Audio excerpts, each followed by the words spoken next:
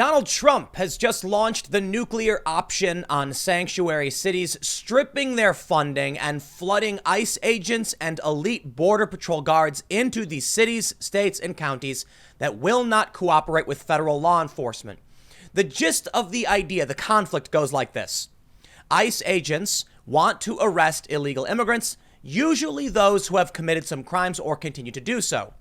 Local jurisdictions argue that by arresting these people at courthouses, or if they were to cooperate with ICE, it would discourage illegal immigrants from participating in the legal system. Unfortunately, that may be true, but it creates an interesting legal predicament where you literally have repeat offenders who are illegal immigrants, people who are here committing crimes against American citizens, and we have laws to deport them. The question then becomes, should these individuals be allowed to break some laws in the hopes that you can arrest them for the other laws they broke? Honestly, it seems strange to me. And Trump is taking heavy-handed action. He recently won a court case saying that he can strip funding from sanctuary cities. Now, this funding typically went to law enforcement. So again, the whole thing seems very, very strange to me that the federal government would be giving law enforcement in these jurisdictions money to enforce their laws, but then they would not cooperate with the federal government. I think this is the obvious outcome. Interestingly, these jurisdictions are outraged this would happen.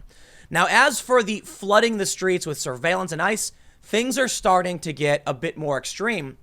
And for me, I'm kind of frustrated. Why do we only have the two extremes? Elite border agents in tactical clothing with rifles going to people's homes, or the Democrats saying decriminalize border crossings. We now have both Joe Biden and Bernie Sanders, the frontrunners, saying they would put a moratorium on deportations. What happened to sane and rational policy? The problem? With the Democrats ever encroaching open borders like policies, they're grains of sand in the open borders heat. Donald Trump reacts in a more heavy-handed way.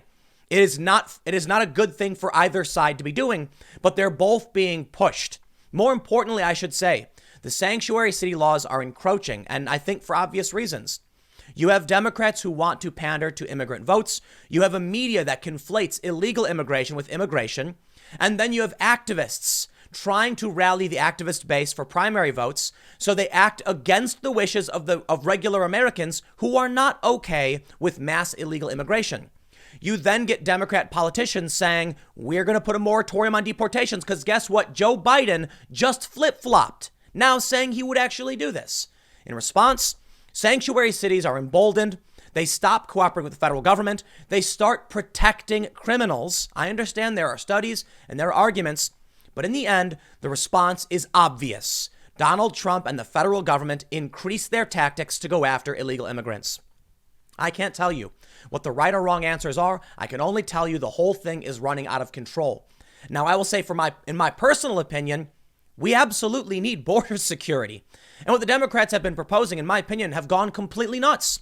Bernie Sanders, not even that long ago, last year, was saying no to these policies. All of a sudden, he's completely on board. And you know what the leftist media is calling it? Not a flip-flop. They call it the evolution. No, I'm sorry. I call it the abandonment of principle. But let's get started by reading exactly what's going on with these three huge stories. Trump says government will withhold federal funding to sanctuary cities. Before we get started, make sure you head over to timcast.com/donate if you'd like to support my work. There are several ways you can give, but the best thing you can do is share this video. I don't think we're going to break any echo chambers on this one, but I do think there are a lot of moderates, people who maybe used to call themselves Democrats, maybe people who voted for Barack Obama, who was nicknamed the deporter-in-chief because of how many people he had deported. Yet, for some reason, after Obama leaves, here we are with even Joe Biden now apologizing for past immigration policies. Mind you, the whole kids in cages thing started under Barack Obama. I'm not a big fan of that stuff, okay? I don't think most people are. We understand the problem, however, which is strange. It's strange now to me to see Joe Biden actually flip-flop, to see the Democratic Party embracing rhetoric Americans are not interested in. Now, before we read this, I will give a warning as well to those on the right. Increasing militarization of law enforcement and police is not something Americans want either. Hopefully this doesn't become a runaway problem. But the challenge now is, how do you enforce our laws when you have repeat offenders being protected by sanctuary districts? The only response I could see happening was escalation. And that is very terrifying to me. Let's read the story from the New York Post. They report, President Trump on Thursday said the government will begin holding back funds for sanctuary cities like New York following a federal appeals court decision last month. As per recent federal court ruling, the federal government will be withholding funds from sanctuary cities. They should not change their status. They should change their status and go non-sanctuary. Do not protect criminals, Trump tweeted. The U.S. Court of Appeals in Manhattan ruled on February 26 that the government can withhold millions in dollars in law enforcement grants to cities and states that do not give U.S. Immigration and Customs Enforcement access to jails and alert the agency when an illegal immigrant is being released. The decision overturned a lower court ruling ordering the administration to release the funds. The Big Apple joined 7 states, New York, Connecticut, New Jersey, Massachusetts, Rhode Island, Virginia, and Washington, that sued the government in 2017 after the Justice Department said it would block the funds. The appeals court ruling pertained to the Edward Byrne Memorial Justice Assistance Grant, named after the NYPD officer killed in 1988 in Queens, that is handed out to local governments to assist with law enforcement. Now, this ruling has to do with stripping away funds that are supposed to, as we just read, go to law enforcement. As I stated before, I find it kind of strange that these cities would expect to receive this fund if they're not cooperating with this law enforcement measure. I want to actually show you the New York Times from the ruling so we can get a general idea, and then I want to show you the amount of states, counties, jurisdictions. We actually have a list of all the different sanctuary cities, as well as some literal examples of what's happening. But mind you, some of the bigger news is that ICE, there's a quote, flood the streets. ICE is going ham. CBP is going ham. Donald Trump absolutely has unleashed the hounds. Trump can withhold millions from sanctuary states, court rules. The New York Times reported on February 27th, the Trump administration can withhold millions of dollars from law enforcement agencies in states and cities that do not cooperate with U.S. immigration authorities, a federal appeals court ruled on Wednesday. The decision by the United States Court of Appeals for the Second Circuit in Manhattan was the first by an appellate court to side with the administration's arguments that it can impose conditions on the release of the money, which comes in the form of grants. 3 other appeals courts have previously affirmed lower court rulings that it was unlawful for the White House to tie the grant money to state and local governments' cooperation with the federal authorities. Administration officials hailed the ruling. Quote, today's decision rightfully recognizes the lawful authority of the Attorney General to ensure that Department of Justice grant recipients are not at the same time thwarting federal law enforcement priorities. Alexi Walternist, a Justice Department spokesman, said, officials with the jurisdictions that filed the lawsuit that led the decision vowed to continue battling the administration. So this is far from over. Trump may have this victory right now, but it seems likely that there will be more lawsuits and Trump will continue to be challenged. But I want to show you this story. Flood the streets. ICE targets sanctuary cities with increased surveillance. Immigration agents are boosting their operations in sanctuary cities to arrest and deport undocumented immigrants. And we have this story from earlier in the month. Border Patrol will deploy elite tactical agents to sanctuary cities. Agents from a special tactical team that normally confront smugglers on the border are being sent to sanctuary cities across the country. What I want to highlight, there's a problem in that the more we see an escalation of, say, militarization or surveillance, there is likely to be an overlap against legitimate innocent citizens and a potential violation of constitutional rights. I want to stress the risk to expanding surveillance. We have to be very careful here. While we can go after criminals, and in many instances I think that can be a good thing, the threat is the violation of our Fourth Amendment.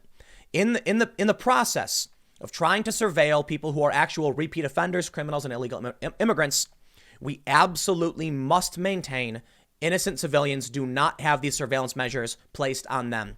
One of the biggest fights in the early 2010s was over the expanding surveillance of the federal government, and I do not see this as a good thing for anyone.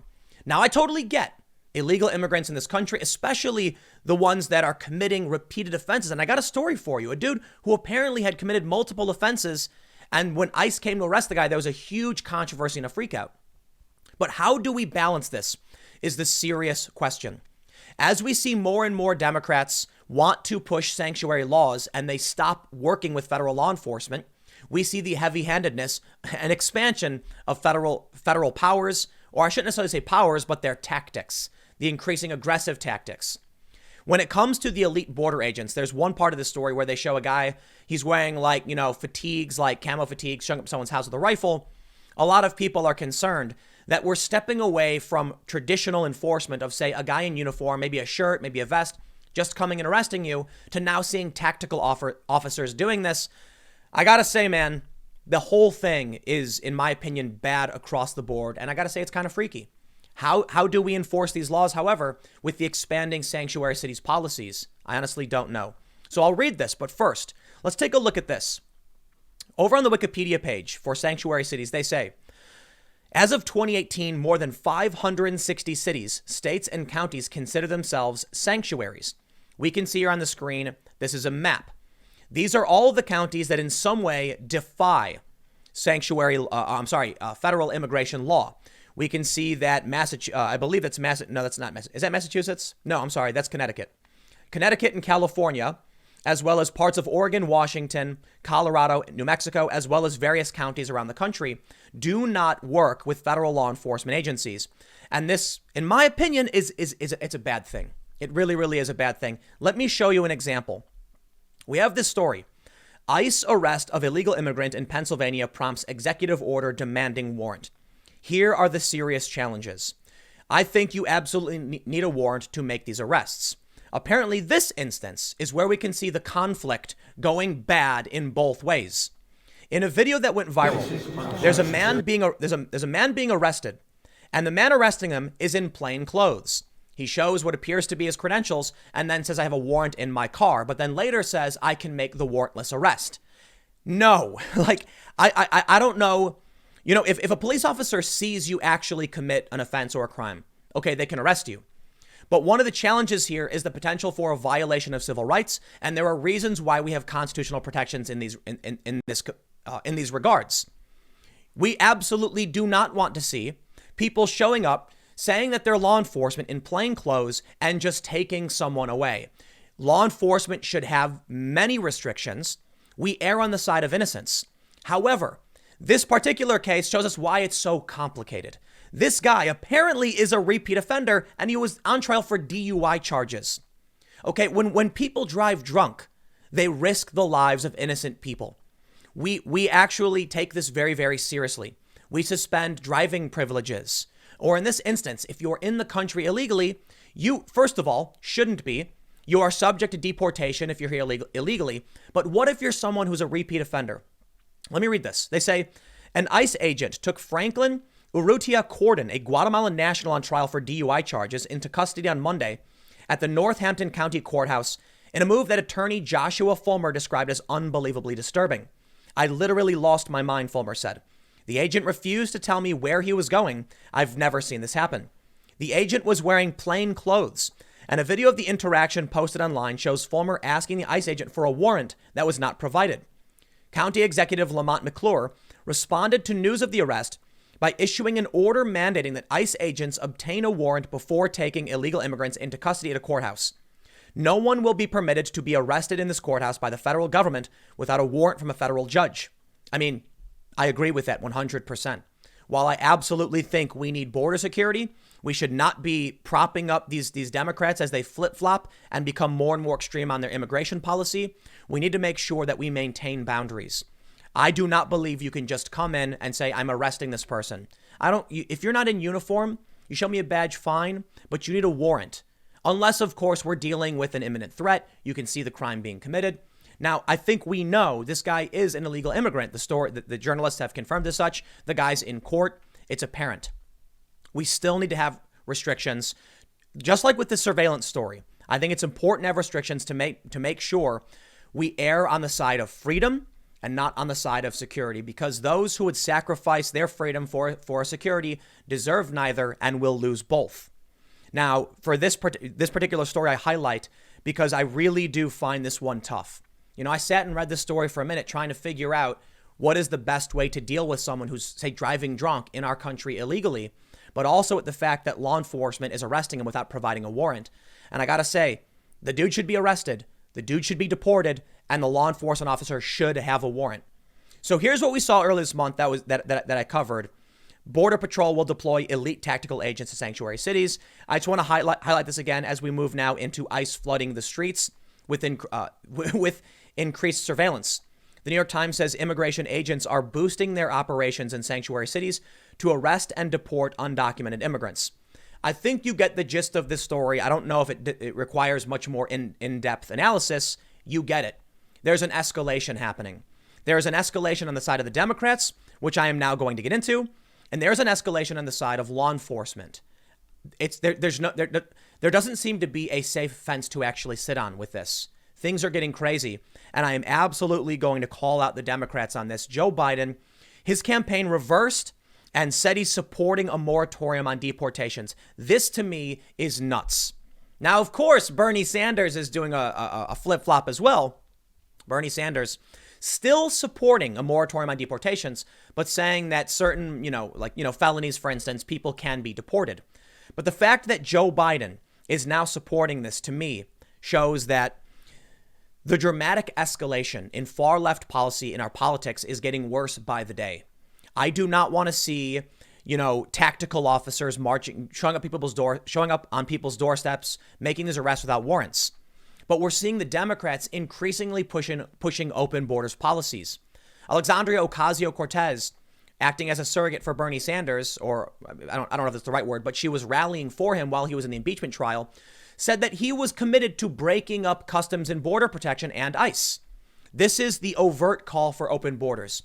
So now we have to seriously question what happens to our country when we're simultaneously seeing a left saying, pay off all student loan debt, universal health care, universal college, and no deportations. As somebody who was part of what used to be, I guess, the traditional liberal in this country, which we don't really see anymore, here's the future I see being built by Democrats. With Joe Biden and Bernie Sanders calling for a moratorium on deportations, saying they want, and for Bernie at least, I'm not sure about Biden, saying they want to decriminalize border crossings. I think Biden actually said no on this one.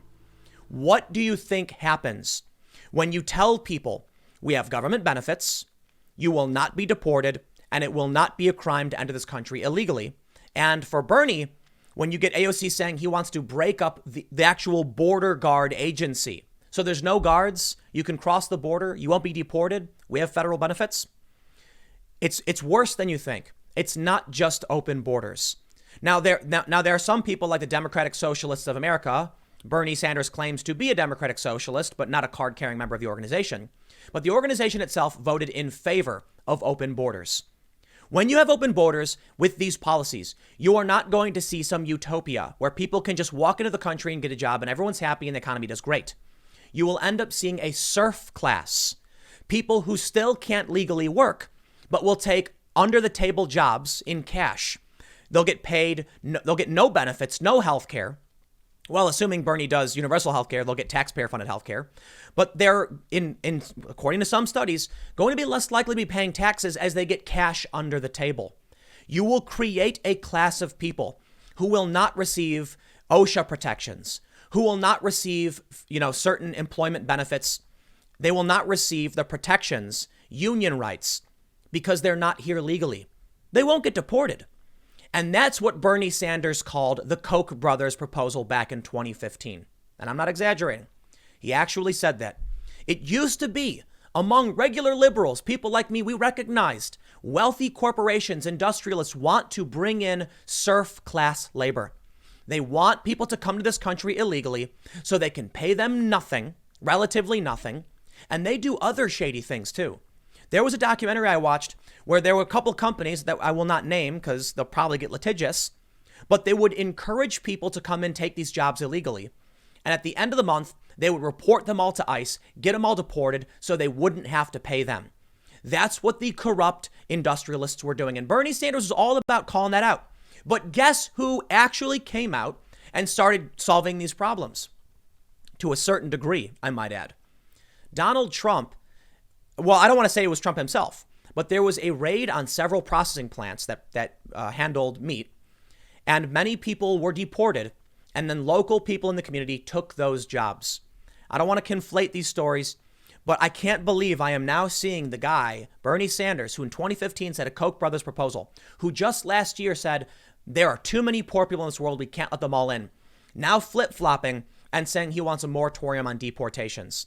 Bernie Sanders is pandering to the woke crowd. He's playing the same game that all of the woke far-left people made, and they're going to get woke and go broke. Joe Biden's making the same mistake. To me, it's absolutely shocking. Elizabeth Warren just dropped out earlier today, and she also got woke and went broke. She started pandering to identity issues, just like we are now seeing Joe Biden and Bernie do. But I'll tell you this, illegal immigrants can't vote. Maybe they have family members who can, and they'll support these things, but you are catering to a vote that can't vote. Just like the youth vote, Bernie, that you were courting and didn't actually get. When you come out and repeatedly defend people in this country who can't vote, what do you think's going to happen? People in this country who can vote are going to say, I do not want you dissolving our borders and allowing repeat offenders to stay in our communities. I think it would be fair of me to mention the policies based around sanctuary cities, the sanctuary city policies. The general idea is that they want people who are already in the community to come and participate in the legal system. But my question for them is, why should we be having these people who aren't even citizens, who are in the country illegally, participating in the system at all?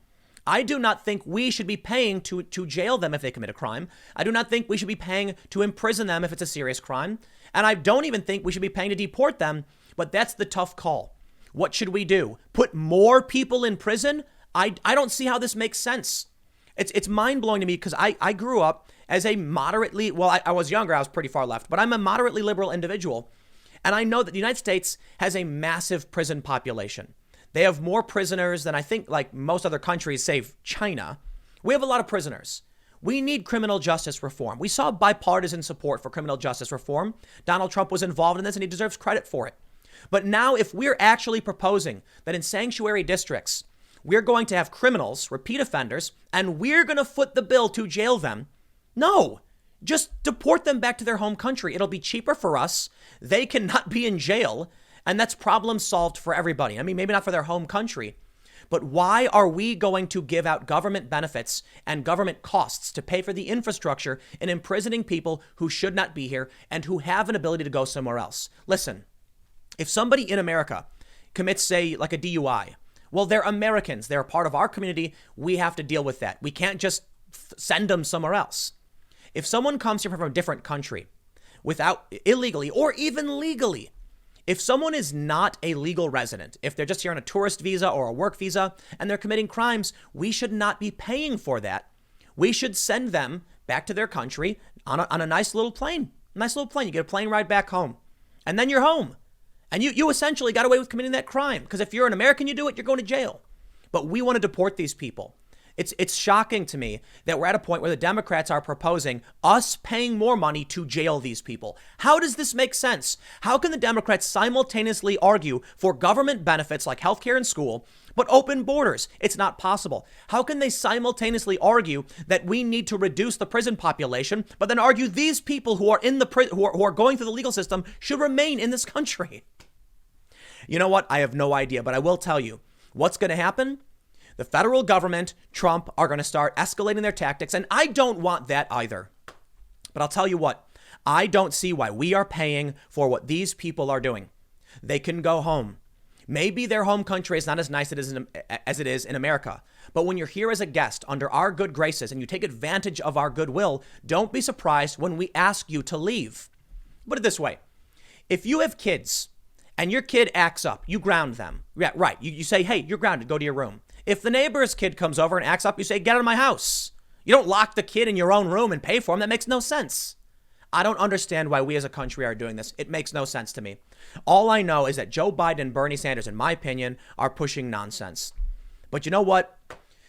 It's a rock and a hard place because I will not be supporting an escalation in federal government law enforcement activities. It's the last thing I want to see. But you know what? Right now, it seems like you have two choices. I'm not gonna pretend or try and exaggerate that what we're seeing with law enforcement from ICE and CBP is the worst thing we've ever seen. You know, some people have tried making historical video references or relating. No, calm down. A dude showing up to your house and arresting you and plain clothes out a warrant is a problem. It's not the end of the world. What the Democrats are proposing in terms of moratoriums on deportation, decriminalization of border crossings, you get the point. That to me is absolutely insane. How do you have a country if you don't even have borders? How can you guarantee citizens health care if anyone can walk across the border and just take it? It's not infinite. People have to do the work. Supplies have to be made. You get the point. I'll leave it there. Stick around. Next segment's coming up at 6 p.m. youtube.com/TimCastNews. Thanks for hanging out, and I will see you then.